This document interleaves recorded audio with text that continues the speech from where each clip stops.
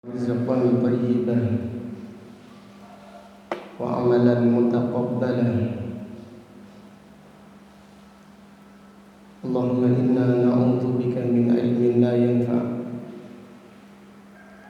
ومن قلب لا يخشع ومن نفس لا تشبع ومن دعوة لا يستجاب لها.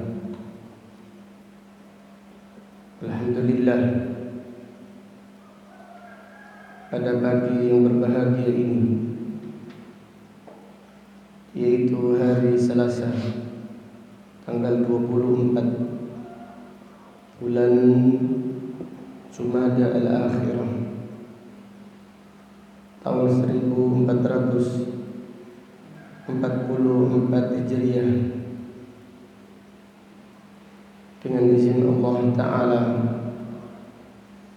kita melanjutkan kembali kajian kitab Al-Jami' As-Sahih Al-Musnad min hadisi Rasulullah sallallahu alaihi wasallam wa sunanihi wa ayyamihi, yang ditulis Al-Imam Abu Abdullah Muhammad ibn Ismail ibn Ibrahim ibn al-Mughirah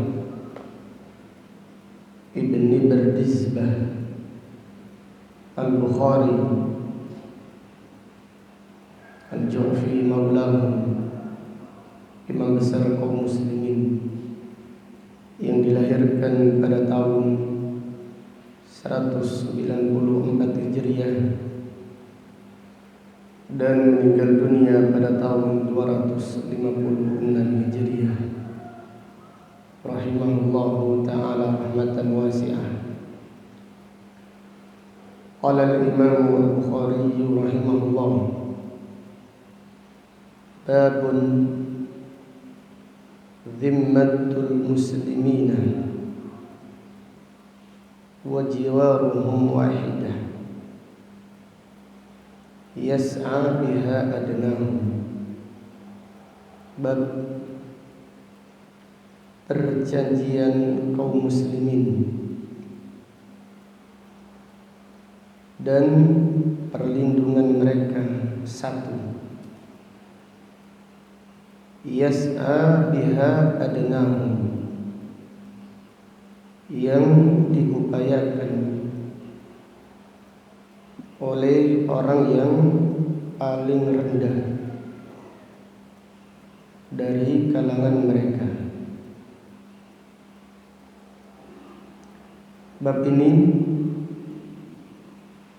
Al-Imam Bukhari menjelaskan. Pada bab ini Al-Imam Al-Bukhari rahimahullah menjelaskan bahwasannya perlindungan orang-orang yang beriman, jaminan orang-orang yang beriman kepada orang kafir, jaminan orang-orang yang beriman kepada orang kafir, hukumnya sama, baik orang kaya ataupun miskin, baik laki-laki ataupun perempuan. Bahkan yaitu jumhur para ulama menyatakan apabila budak yang beriman memberi jaminan aman kepada orang kafir, maka jaminan tersebut diterima. Dikecualikan yaitu anak kecil yang belum balik, demikian pula orang gila. Jaminan aman mereka tidak diterima. Dikecualikan yaitu anak kecil. Demikian pula yaitu orang gila. bil ijma', dengan kesepakatan para ulama. Jadi bab ini menjelaskan jaminan, yaitu aman dari orang-orang yang beriman dari kaum muslimin, itu hukumnya sama, baik orang kaya ataupun orang miskin, orang yang terpandang atau orang yang tidak memiliki kedudukan, laki-laki atau perempuan, sama. Jadi hukum jaminan mereka sama, diterima. Siapa yang memberi jaminan di antara mereka, maka yang lain harus menghormatinya. Bahkan yaitu budak hamba sahaya sekalipun, menurut jumhur para ulama. Menurut jumhur para ulama, apabila budak hamba sahaya memberi jaminan aman pada orang kafir, maka jaminan mereka diterima. Yas'a biha adnahum, dikecualikan anak kecil yang belum, yaitu tamyiz, anak kecil. Demikian pula orang gila, jaminan mereka tidak diterima bil ijma', dengan kesepakatan para ulama kaum muslimin. Wallahu ta'ala a'lam. Kemudian Al-Imam Al-Bukhari rahimahullah membawakan hadis, qala haddatsani Muhammad ibnu Salam Al-Bikandi. Gurunya Imam Bukhari, Imamun Hafidh, yang meninggal dunia pada tahun 227 Hijriah. Qala akhbarana Waqi' ibnul Jarrah Al-Kufi, Imam Ahli Sunnah wal Jamaah, imam besar kaum muslimin. Dan Waqi' adalah salah satu gurunya Al-Imam Syafi'i. Al-Imam Syafi'i rahimahullah berkata, syakautu ila Waqi'in su'a hifdi fa arsyadani ila tarkil ma'asi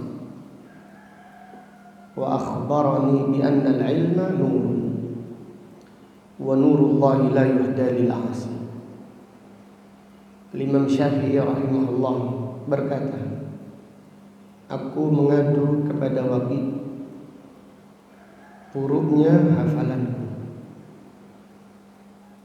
dan Al-Imam Waqi' membimbingku untuk meninggalkan maksiat, dan dia mengabarkan bahwasannya ilmu adalah cahaya, dan cahayanya Allah tidak diberikan kepada ahlu maksiat. Jadi ilmu itu cahaya, ilmu itu mutiara, sedangkan tempatnya adalah hati kita. Kalau hati penuh dengan maksiat, penuh dengan kedengkian, penuh dengan pamrih, penuh dengan noda, maka ibaratnya seperti tempat sampah, maka tidak layak, yaitu mutiara itu ditempatkan di tempat sampah. Jadi supaya ilmu itu tetap di dalam hati kita, hendaklah kita membersihkan hati kita dari penyakit syubhat dan dari penyakit syahwat. Demikian nasihatnya Al-Imam Waqi' kepada Al-Imam Syafi'i rahimahullah. Padahal Imam Syafi'i, apa yang dilakukan oleh Imam Syafi'i? Imam Syafi'i rahimahullah yaitu tidak sengaja melihat betisnya wanita di pasar karena tersingkap. Itu menjadikan beliau terngiang-ngiang dan mengakibatkan lemah atau buruk hafalannya. Setelah itu mengadu kepada wakil. Demikian orang-orang terdahulu di dalam menuntut ilmu. Mereka menjauhkan diri mereka dari maksiat, sehingga Allah Subhanahu wa taala memberikan kepada mereka ilmu yang bermanfaat. Ilmu yang bermanfaat, karena yang dimaksud dari ilmu adalah manfaatnya, bukan hafalannya, bukan pengetahuannya. Sebagaimana Imam Syafi'i rahimahullah juga berkata, "Laisal ilmu ma hufidhah, walakinnal ilma ma nafa'ah." Ilmu itu bukan yang dihafal, tapi ilmu itu yang bermanfaat. Itu yang melahirkan amal saleh, yang melahirkan rasa takut kepada Allah, yang melahirkan rasa rindu kepada Allah Subhanahu wa ta'ala. Maka kita berdoa semoga Allah memperbaiki hati kita, semoga Allah menjaga kita dan melindungi kita dari fitnah, syubhat, dan semoga Allah menyelamatkan kita, melindungi kita dari fitnah syahwat, dan semoga Allah menganugerahkan pada kita ilmu yang bermanfaat dan amal saleh. Amin ya rabbal alamin. Kemudian Imam Bukhari mengatakan, qala haddatsani Muhammad qala akhbarana Waqi'un anil A'mash an Ibrahim at-Taymi an abihi qala khatabana Ali ibn Abi Talib berkhutbah, faqala ma indana kitabun naqra'uhu. Ali bin Abi Talib berkata, kami tidak memiliki kitab. Alhamdulillah.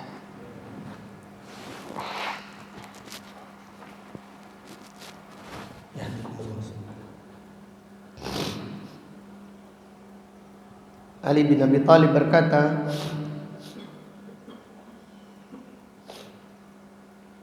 ma indana kitabun naqra'uhu. Kami tidak memiliki kitab yang kami baca adalah kitab Allah kecuali Al-Quran. Wa ma fi hadhihi sahifah, dan lembaran-lembaran ini. Ali bin Abi Thalib menyatakan demikian untuk menepis, untuk membantah anggapan orang-orang Syiah Rafidah yang meyakini bahwasannya Ali bin Abi Thalib memiliki kitab, memiliki surat wasiat dari Rasulullah SAW untuk menjadi khalifah sepeninggalnya. Itu adalah pernyataan yang sesat, pernyataan yang menyimpang, yang tidak ada dalilnya, dan Ali sendiri yang membantahnya. Aku tidak memiliki apa-apa. Aku tidak memiliki surat wasiat menjadi khalifah sepeninggal Rasulullah SAW. Aku hanya memiliki kitabullah dan sahifah dan lembaran-lembaran ini. Faqala, kemudian Ali ibn Abi Talib berkata, faqala fiha al-jirahat wa asnanu al-ibil. yang di dalamnya terdapat al-jirahat. Al-jirahat yaitu tentang kisos, tentang denda dan usia-usia onta. Untuk isi lembaran tersebut tentang al-qisos, tentang dia. Jadi apabila seseorang membunuh, berapa dendanya, dan juga usianya berapa dari onta-onta tersebut. Dan tidak ada surat wasiat menjadi khalifah dari Rasulullah SAW. Bahkan Ali bin Abi Thalib marah kalau dia lebih diunggulkan daripada Abu Bakar As-Siddiq radhiyallahu anhu dan dari Umar ibn Khattab radhiyallahu anhu. Ali bin Abi Thalib berkata, "Wallahi inni hamamtu an adriba kulla man faddalani ala Abi Bakrin wa Umar haddal muftari." Demi Allah, aku ingin menghukum orang-orang yang mengutamakan aku, yang mengunggulkan aku melebihi Abu Bakar dan Umar radhiyallahu anhuma, seperti hukuman orang yang berdusta. Ali bin Abi Thalib sangat mencintai Abu Bakar As-Siddiq. Demikian pula sangat mencintai Umar ibn Khattab. Bahkan Ali bin Abi Thalib menamakan anaknya dengan nama yaitu Abu Bakar. Demikian pula nama Umar dan nama Utsman. Ali bin Abi Thalib membaiat Abu Bakar As-Siddiq 2 kali. Baiat yang pertama yaitu ketika Abu Bakar As-Siddiq diangkat menjadi khalifah. Ketika Abu Bakar As-Siddiq diangkat menjadi khalifah, dibaiat oleh para sahabat yang mereka berkumpul di Saqif, di salah satu majelisnya orang-orang Ansar. Setelah itu di hari berikutnya Abu Bakar As-Siddiq dibaiat oleh mayoritas kaum Muhajirin dan kaum Ansar, oleh seluruh sahabat Muhajirin dan Ansar, yaitu di atas mimbar. Kemudian Abu Bakar berkata, "Di mana Zubair?" Jika itu tidak ada Ali bin Abi Thalib, demikian pula Zubair ibn al-Awwam. Setelah itu didatangkan Ali bin Abi Thalib dan Zubair, mereka membaiat. Ali membaiat Abu Bakar As-Siddiq dan juga Zubair membaiat Abu Bakar As-Siddiq radhiyallahu anhu. Kemudian terjadi perselisihan antara Abu Bakar dan Fatimah radhiyallahu anha tentang masalah yaitu warisan yang ditinggalkan Rasulullah sallallahu alaihi wasallam. Setelah Fatimah meninggal dunia, Ali membaiat lagi Abu Bakar As-Siddiq. Di Ali sudah membaiat. Pertama kali Abu Bakar diangkat menjadi khalifah, Ali sudah membaiat Abu Bakar As-Siddiq. Namun setelah Fatimah meninggal dunia, Ali membaiat lagi untuk menepis anggapan bahwasannya antara Ali bin Abi Thalib dan Abu Bakar ada perselisihan. Perselisihan terjadi antara Abu Bakar As-Siddiq dan Fatimah radhiyallahu anha. Fatimah tidak mengetahui hadis Rasulullah sallallahu alaihi wasallam yang menyampaikan bahwasannya warisan yang ditinggalkan Nabi sallallahu alaihi wasallam untuk kaum muslimin ini yang dipegang teguh oleh Abu Bakar As-Siddiq, sehingga terjadi perselisihan antara Abu Bakar dan Fatimah radhiyallahu anha. Setelah Fatimah meninggal dunia, Ali bin Abi Thalib berkata kepada Abu Bakar, yaitu untuk mengumpulkan, yaitu untuk menemui, Ali berjanji menemui Abu Bakar setelah sholat asar. Dan Ali berkhutbah membaiat Abu Bakar yang kedua kalinya untuk menepis tuduhan. Jadi bukan ini baiat yang pertama, ini baiat yang kedua, supaya tidak ada anggapan bahwasanya Ali ibn Abi Thalib membenci Abu Bakar As-Siddiq. Demikian, maka tidak ada wasiat yaitu menjadi khalifah sepeninggal Rasulullah SAW kepada Ali bin Abi Thalib. Itu dusta. Kemudian di dalam lembaran tersebut terdapat isi, wal Madinatu haramun ma baina airin ila kada. Madinah itu suci, tanah haram dari Gunung Ir sampai gunung ini, yaitu sampai gunung Uhud. Dari Uhud sampai Ir itu adalah perbatasan tanah suci Madinah. Faman ahdatsa fiha hadatsan aw awa fiha muhditsan fa alaihi laknatullah wal malaikati wan nasi ajmain.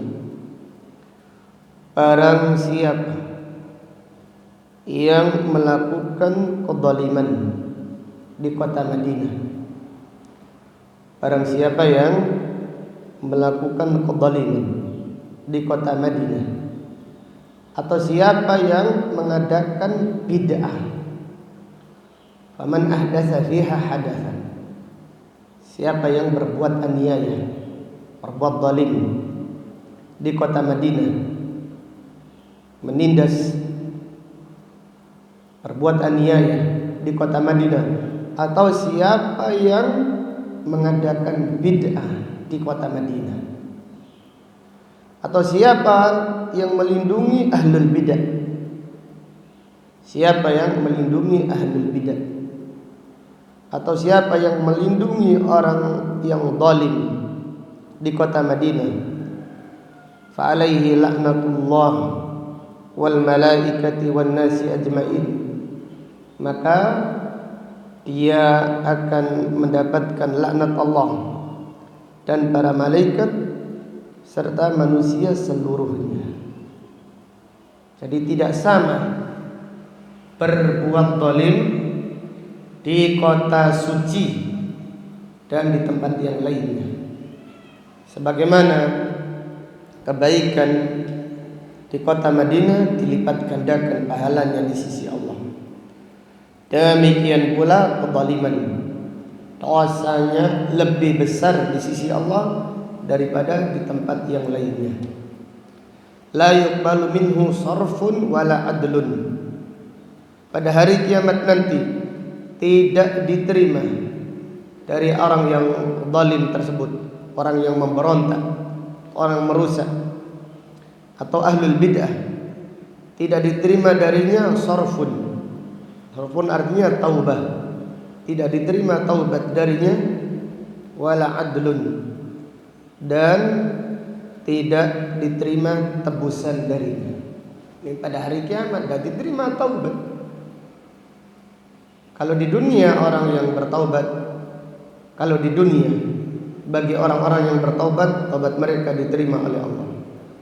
Tapi menyesal dan bertobat di hari kiamat tidak diterima di sisi Allah. Wala adlun, dan tidak pula diterima tebusan darinya. Wa man tawalla ghairu mawalihi fa alaihi mithlu dzalik.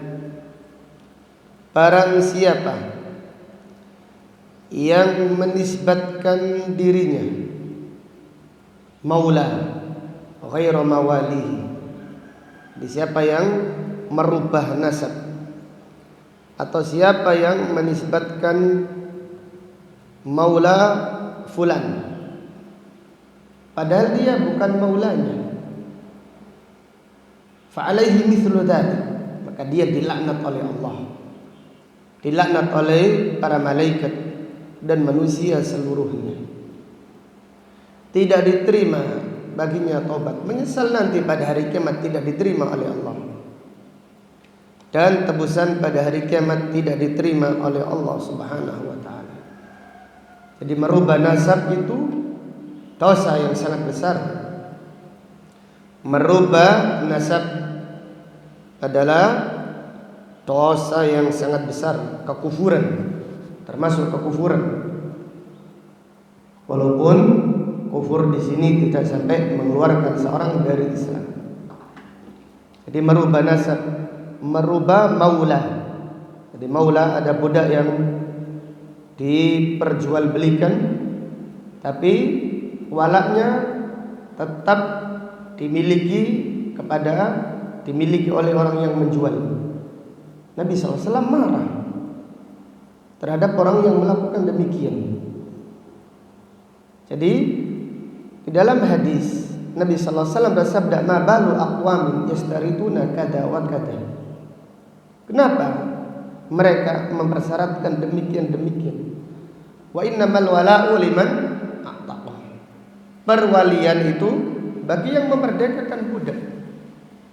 Seperti Abu Bakar As-Siddiq, maula seperti Bilal. Maula siapa Bilal? Maula Abu Bakar As-Siddiq. Jadi perwalian pada siapa yang ia itu membebaskan budak. Demikian pula nasab. Tidak boleh mengganti nasab, itu dosa yang sangat besar. Nabi sallallahu alaihi wasallam bersabda, "Man intasaba ila ghairi abihi faqad kafar."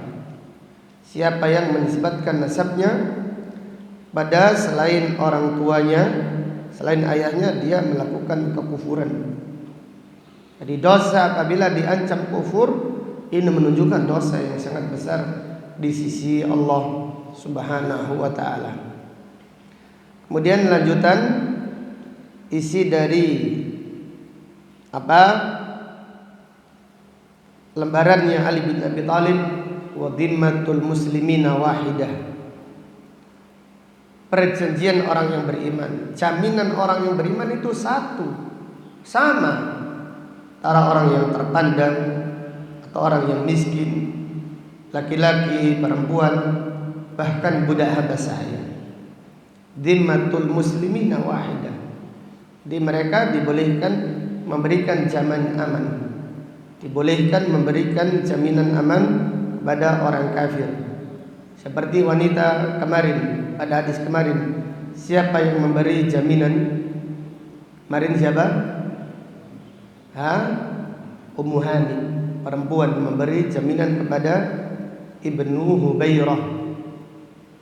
Kemudian Nabi sallallahu alaihi wasallam di dalam surat ini terdapat isi faman akhfara musliman fa'alaihi laknatullahi fa'alaihi mithlu dzalik. Siapa yang mengkhianati saudara muslim, siapa yang mengkhianati kaum muslimin, maka dia itu mengkhianati perjanjiannya. Jadi ada orang yang memberi jaminan dan kok dikhianati. Ada seorang muslim memberi jaminan aman kepada orang, lalu ada orang yang mengkhianatinya, membunuh orang kafir tersebut, fa alaihi laknatullah wal malaikati wan nasi ajma'in. Maka dia mendapatkan laknat Allah, laknat malaikat, dan laknat manusia seluruhnya. Wallahu ta'ala a'lam. Ada koreksi ya ikhwah? Wa man tawalla ghairu mawalihi, gimana terjemahnya di situ?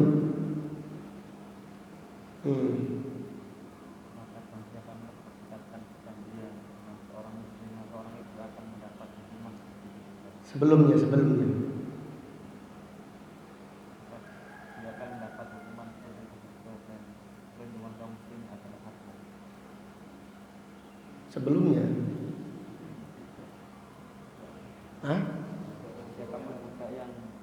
adanya benar. Iya. Yang dimaksud mawalihi adalah kemana tadi Yazid, lanjutkan? Budak yang berwala bukan kepada majikannya, maka dia akan mendapat hukuman seperti itu juga. Iya, budak yang tidak berwala kepada majikannya. Budak tidak berwala kepada majikannya, dia akan mendapatkan laknat Allah dan laknat para malaikat dan laknat manusia seluruhnya. Demikian. Karena walaknya budak milik tuannya. Itu tuan yang membelinya. Bukan tuan yang apa? Yaitu menjualnya. Tuan yang membelinya lalu membebaskannya. Dialah yang menjadi walaknya. Sebagaimana sabda Nabi sallallahu alaihi wasallam, al-wala'u liman a'taqa. Perwalian atau walak bagi yang memerdekakan budak. Ini sama hukumnya dengan nasab. Nasab juga tidak boleh dijual belikan. Nasab tidak seperti sekarang. Mereka banyak orang-orang awam mengadopsi anak dan memindahkan nasabnya. Ini perbuatan yang sangat tercela. Ini dosa yang sangat besar di sisi Allah Subhanahu wa taala. Silahkan mengasuh anak yatim. Silahkan mengasuh anak yang tidak mampu, tetapi beritahukan orang tuanya. Jangan dirubah apa? Nasabnya. Jangan diberubah. Padahal semua anak yang dirubah nasabnya tadi pada akhirnya mereka tahu. Pada akhirnya mereka tahu. Mungkin kita tidak pernah mendengar ada anak yang diadopsi sampai meninggal dunia tidak tahu ayahnya itu, tidak ada. Jadi perbuatan itu perbuatan yang tercela. Sehingga nanti walinya sudah berubah. Kalau anaknya perempuan, perwaliannya berubah, warisannya, mahramnya, yang mahram, yang tidak mahram menjadi mahram. Ini banyak sekali kerusakan dari merubah nasab. Wallahu ta'ala a'lam. Apabila merubah perwalian budak tercela, apalagi merubah nasab orang-orang yang merdeka. Dari hadis ini atau dari riwayat ini terdapat beberapa pelajaran yang bisa diambil. Fihi jiwaru al-muslimina wahidah. Jiwaru al-muslimina wahidun. Jaminan orang-orang yang beriman, jaminan aman dari orang-orang yang beriman, hukumnya sama. Jaminan aman dari orang-orang yang beriman, hukumnya sama. Di antara orang kaya atau miskin, orang terpandang atau tidak terpandang, laki-laki atau perempuan, hukumnya sama. Bahkan budak pun sama. Dibolehkan memberi jaminan aman kepada orang kafir. Kemudian pelajaran berikutnya fihi raddun ala ar-rawafid, bantahan kepada kelompok Syiah Rafidah. Bantahan kepada kelompok Syiah Rafidah, di mana mereka yaitu meyakini bahwasannya Ali bin Abi Thalib memiliki surat wasiat khusus dari Rasulullah sallallahu alaihi wasallam untuk menjadi khalifah sepeninggal Nabi sallallahu alaihi wasallam. Ini adalah keyakinan yang batil, pernyataan yang dusta. Dan Ali bin Abi Thalib menyatakan aku tidak memiliki apa-apa. Aku tidak memiliki surat wasiat. Aku hanya memiliki Al-Quran, Kitabullah, dan Sahifah ini, lembaran ini, yang isinya sebagaimana yang disebutkan pada riwayat ini. Kemudian pelajaran berikutnya, fihi fadlul Madinah. Dari hadis ini terdapat pelajaran keutamaan kota Madinah. Keutamaan kota Madinah. Dan berbuat dosa di kota Madinah tidak sama dosanya dengan yaitu dosa di luar kota Madinah. Siapa yang menolong orang-orang yang merusak, siapa yang melindungi ahlul bid'ah di kota Madinah, fa alaihi laknatullah wal malaika wan nasi ajmain. Dia dilaknat oleh Allah, dilaknat oleh para malaikat dan manusia seluruhnya. Jadi siapa yang berbuat demikian di kota Madinah, baik itu kerusakan atau kezaliman atau melakukan bid'ah di kota Madinah, dosanya lebih besar di sisi Allah daripada di luar kota Madinah. Wallahu taala a'lam. Sampai di sini pengajian kita pagi ini. Insyaallah akan kita lanjutkan pada kajian yang berikutnya. Subhanakallahumma wa bihamdika asyhadu an la ilaha illa anta astaghfiruka wa atubu ilaik. Sallallahu alaihi wasallam ala nabiyyina Muhammad wa ala alihi wa sahbihi wa man tabi'ahum bi ihsan ila yaumiddin. Walhamdulillahi rabbil alamin. Assalamualaikum warahmatullahi wabarakatuh.